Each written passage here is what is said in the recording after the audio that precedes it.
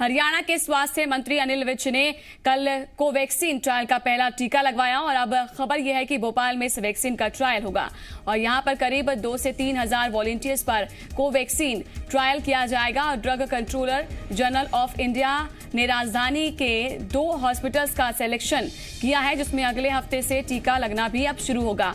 देश के 23 संस्थानों के 28,500 लोगों पर कोरोना वैक्सीन का ट्रायल होगा। तो ट्रायल में वॉलंटियर्स को 2 डोज दिए जाएंगे, पहला रजिस्ट्रेशन के बाद, दूसरा जो है 28 दिन के बाद। तो बड़ी जानकारी आपको दे दें इससे जुड़ी हुई कि देश में 23 संस्थानों के 28,500 लोगों पर ट्रायल किया जाएगा।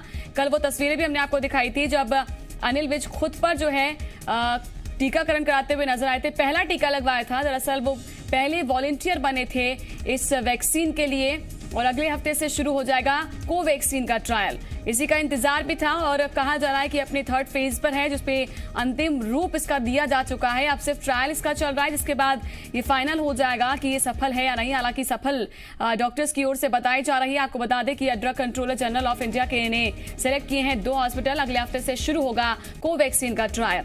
तो ट्रायल अभी किया जा रहा है, सफलता मिलेगी तो एक बड़ा कीर्तिमान होगा डॉक्टर्स के नाम। तो भोपाल में मरीजों का होगा ट्रायल। बड़ी जानकारी आपको दे दें कि भोपाल में भी अब कोरोना वैक्सीन का ट्रायल होगा। करीब 3,000 वॉलंटियर्स पर होगा कोवैक्सीन ट्रायल।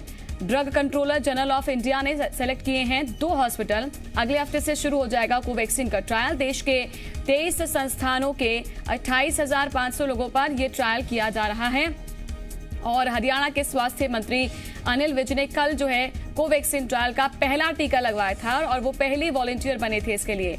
अब खबर ये है कि अब ज्यादा से ज्यादा वॉलंटियर्स पर, लगभग 3,000 वॉलंटियर्स पर जो है इसका ट्रायल करवाया जाएगा।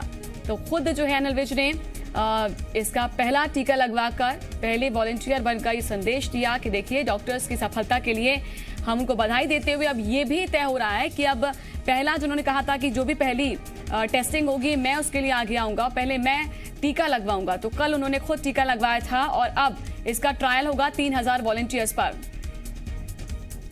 और इस पर ज्यादा जानकारी देने के लिए जी मीडिया संवाददाता संदीप भमरकर हमारे साथ लाइव जुड़ चुके हैं। संदीप, क्या कुछ जानकारी है? कल हमने वो तस्वीरें देखी थी कि अनिल विज खुद जो है खुद पर पहला टीका लगवाते हुए नजर आए थे। कोवैक्सीन को लेकर अब ये फाइनल फेज समझा जाए, क्योंकि अब ट्रायल का दौर शुरू हो गया है और भोपाल में भी अब इसका कोरोना वैक्सीन का ट्रायल होगा। बिल्कुल, और 2 अस्पतालों का चयन भी किया गया है और इन 2 अस्पतालों में जो वॉलंटियर्स है वो चयनित किए जाएंगे। 2 से तकरीबन 3,000 होंगे। किस किस तरह के वॉलंटियर्स होंगे और उनमें किन चीज़ों का ध्यान रखा जाएगा, किस कैटेगरी के होंगे, ये सारी चीज़ें गाइडलाइन में बताई गई हैं।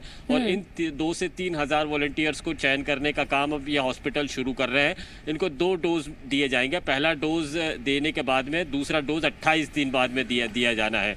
तो काफ़ी अहम है, यानी 1 महीने के अंदर अब यह तय हो जाएगा कि कोवैक्सीन कितना फ़ायदेमंद है और ये कोरोना को कितना दूर रख सकती है, कोरोना के इलाज में कितना कारगर है। तो ये सारी चीज़ें देखी जाएंगी। तो ये भोपाल भी उसमें अपनी एक अहम भूमिका निभा रहा है। ये भोपाल में भी अब इस बात को लेकर दिलचस्पी बढ़ गई है कि किन लोगों को इसमें शामिल किया जा सकता है, वॉलंटियर्स चयन प्रक्रिया किस तरह से होगी। तो भोपाल के जो 2 हॉस्पिटल चुने गए हैं वहां से कितने वॉलंटियर्स जो है सामने लाए जाएंगे जिनके ऊपर ये टेस्ट होगा? इसके अलावा एक बड़ी सफलता भी हासिल हो जाएगी अगर ये सफल रहा तो, संदीप?